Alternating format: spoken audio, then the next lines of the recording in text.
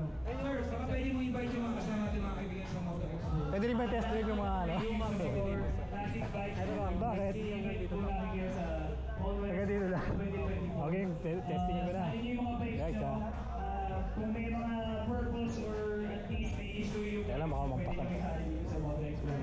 Teka lang, mag-helmet pala ako. Maraming salamat po, sir. What is your name?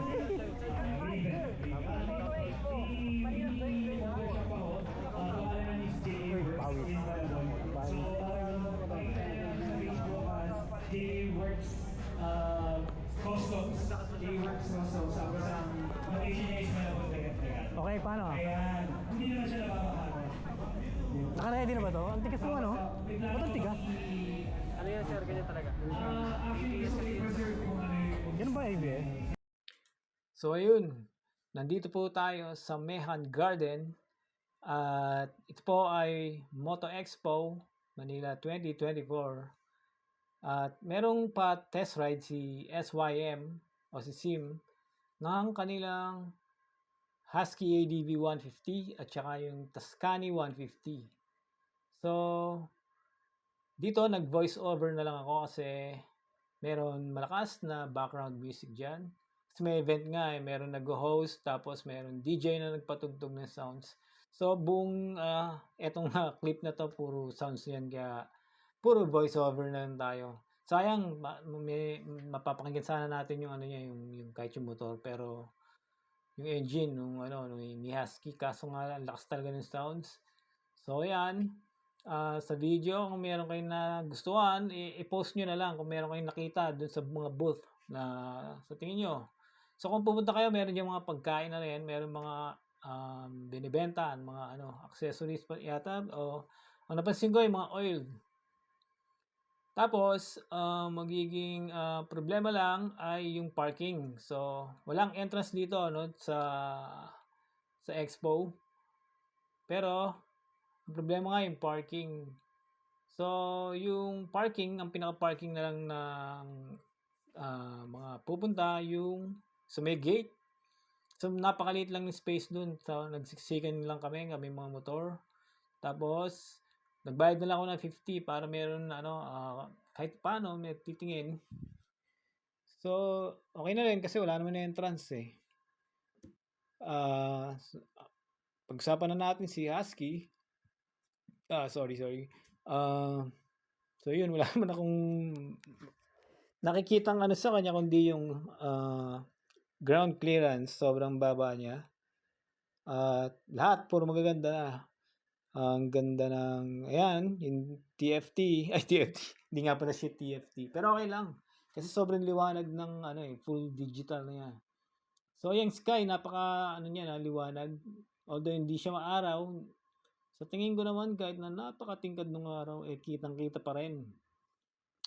Maikukumpara ko lang siya doon sa ginagamit kong Click 125 na medyo nahirapan ako makita kapag talagang matirik yung araw. So, yun. Yung niya, yung manibela, para siya naka-handlebar riser. So, mataas siya. Again, ikukumpara ko siya kay Click na medyo mababa. Ayun. At saka yung yung turning radius, kung napapanood niya, ayan, yung point na yan, nagti-360 ako paikot. Kayang-kaya niya. So, yun ang isa sa maganda sa kanya. Talagang naisasagad yung manibela na hindi naman talaga tumatama sa tuhod nyo o sa hita nyo. So, kaya niya. Yung maliit na buwelo. Ano pa ba? Siyempre, yung mga sayang di ko na test yung niya, doon lang pala ako nanghihina, yung suspension, yung monoshock. Anyway, doon sa bandang huli na itong video, i-add ko yung kinunan ko siya yung pag-play niya. So, pinakausapan ko yung isang rider na yug-yug, yung nyug. So, para makita natin yung play niya. So, yan. O nga pala, yan, brick road, medyo madulas yan kasi painted, pinturado. So, sinabihan tayo na mag-iingat. Pero, dahil nga malapad yung gulong niya, parang Hindi naman niya inda. Pati yan yung even ano niya pavement. Siyempre ano yan eh. Kitaskani na medyo mayayanig-yanig ka, mag-aalog-alog ka diyan eh. Lalo na siguro parehas na rin kay Click. Yung mga ganyan na kalye kasi may nadadaanan ako ng kalye sa may QC parang ganyan. Tingin ko yung ganyan o kaya yung sa Intramuros na na brick road dun. Kakayanin ni Husky yun eh. Maganda yung nito, suspension. Feeling ko lang kasi nga hindi natin na-try yung talagang bugbugan na kalye. So yun, sayang. Hindi rin natin na-try yung niya, yung TCS, yung fast light, di ko rin nakita. Sayang. Yung headlight, di ko rin naspatan, pati yung mga compartments, etc. So, yung iba lang ang nakunan ko, no? Mamaya makikita nyo yun. At ang pinaka-tinetest ko dyan, yung ABS, syempre, yung So, kung mapapasin nyo, mayat maya ako yung pinipiga, kaya pahinto-hinto ako. So, talaga siyang madama. Kung kahit pa paano, kahit maliit lang iniikutan, tsaka mabagal ka lang dyan, limited lang speed mo eh. Tingin ko okay naman na ko naman yung ABS niya na ikumpara ko doon sa syempre si Click wala namang yun eh. CBS na yun. Bukod doon drum brake ang likod ni Click. So yun. At ano pa ba? Wala na rin ako masabi eh. Yung iba pa rin palang ang motor diyan kagaya ng Benda tsaka Benelli. Nakunan ko rin yun at pinagbigyan nila tayo nung organizer o yung crew nila na at least sakyan kasi hindi siya pwedeng i-test ride, sayang yung mga big bikes na naiingayan yata yung sa may munisipyo yung so ayun mamaya din isasama ko na rin dito sa video yung clip na pinagbigyan tayo ng organizer o ng crew nila na sakyan yung mga big bikes. Yung dalawang Benelli na bobber, tsaka yung tatlo na, dahil yung isa lang, yung pinakamataas, sinakyan ko yun eh. Tiptoe ako ron. At tsaka parang ang bigat-bigat niya. Pero at least naka-try tayo. Hindi na siya pwedeng test ride kasi parang naiingayan yung City Hall, yung mga taga City Hall, tsaka yung munisipyo. Kaya hanggang ganun lang muna tayo. So balik tayo dito kay Husky. So alam niyo naman yung presyo niya paalala ko na lang 152,900. Hindi ko lang sure kung kasama na rin yung 3 years na registro. So yun dito sa part na to pinapark ko na siya tapos gusto ko siyang i-try na i-center stand. Kasi malambot to eh. Yun, so kala ko nung una yung mga bikes o scooter na malalapad, mga bulky, napakabigat, lalo na mahirap i-center stand. Hindi naman pala. So ang galing ng balance nung ginawa ng center stand. Kaya yan ang isa sa gusto ko sa kanya.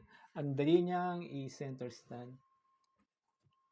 So si Click medyo kaldag ito, talagang smooth yung pag center stand sa kanya.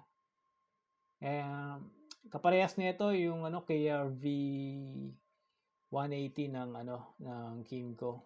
Parang ganun din siya pag center stand. Ang katabi niya nga pala yan yung Cruisim na hindi rin pwede siya i-test ride, unfortunately, sayang. Yung wala alam ko pwede yun yung Samurai ng SYM din ba yun? So yan na, i-test na natin si Tuscany 150. So classic bike siya. Sabi ng iba, kamukha raw ng Vespa o kamukha lang. Vespa lookalike. Alam ko European na nagsabi nun na isang vlogger, hindi vlogger. At yan, actually maliit lang yung kaha niya. Kaya na-expect ko na mahina lang siya. Pero nung pinatakbo ko na siya, wow! Lakas din ng makina, syempre 150. Tapos nasa maliit na ka. So, malakas to. Ang ganda ng nung side mirror bilog eh. At saka syempre, ano na siya eh. Modern classic. Ayan. Digital panel. At saka classic na kaya modern classic. Ayun, yung gulong niya medyo maliit. Tsaka medyo dama niya yan eh. Yung brick road. Medyo kaldag-kaldag. Hindi kagaya ni Husky. Wala yan. Smooth pa rin sa kanya yan eh. So, yan. Ini-slalom ko. Banking. Kaya, kay Husky, yung mga slalom, banking, medyo mabigat kasi nga siya eh, steady. Pero, yung gulong niya maganda. Hindi siya dudula sigurado. So, sanayan lang din. So, sigurado ako mga Pinoy kayo kaya nyo yung banking, si Husky.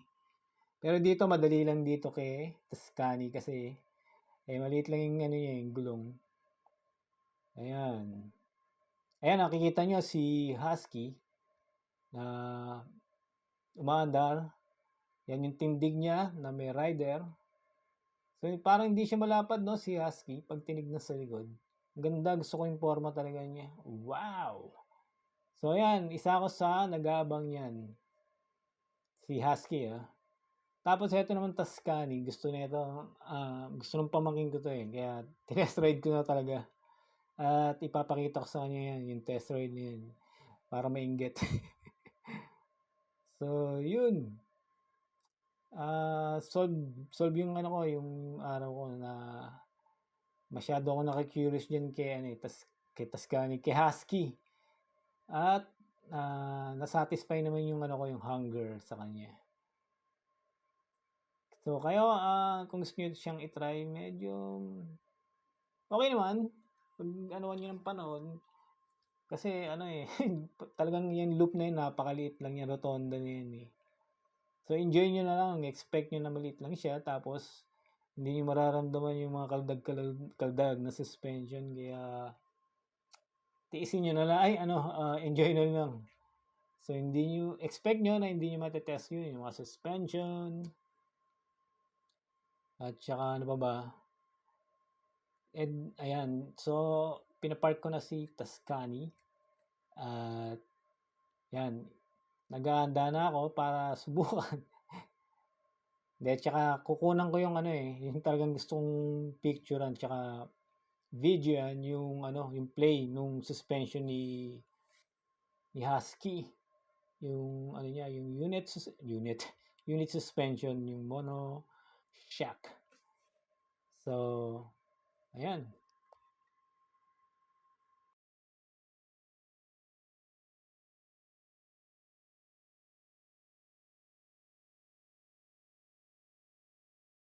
So, ito po yung isa sa gusto ko sa kanya kay Husky, yung lug nuts niya. So, parang kotse siya. Ang ganda na niya tignan. Kahit na rear wheel lang yung rear mags, yung meron lug nuts, okay na yun, no? At least, tsaka yan yung monoshock niya, pahiga. At mamaya ay papakiusapan ko dyan yung isang brother na nag-test ride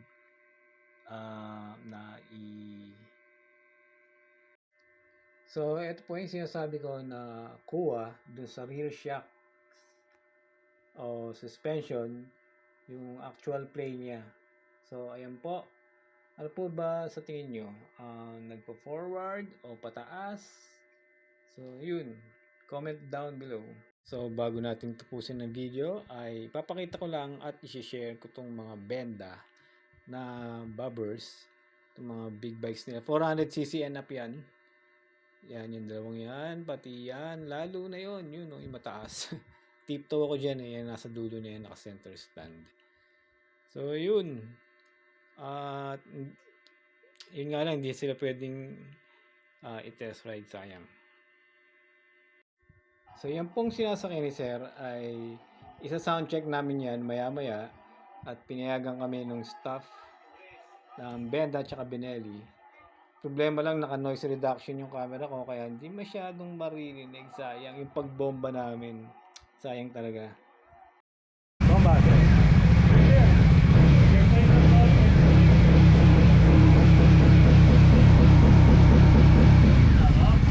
Tayo pa ba? Isa nga.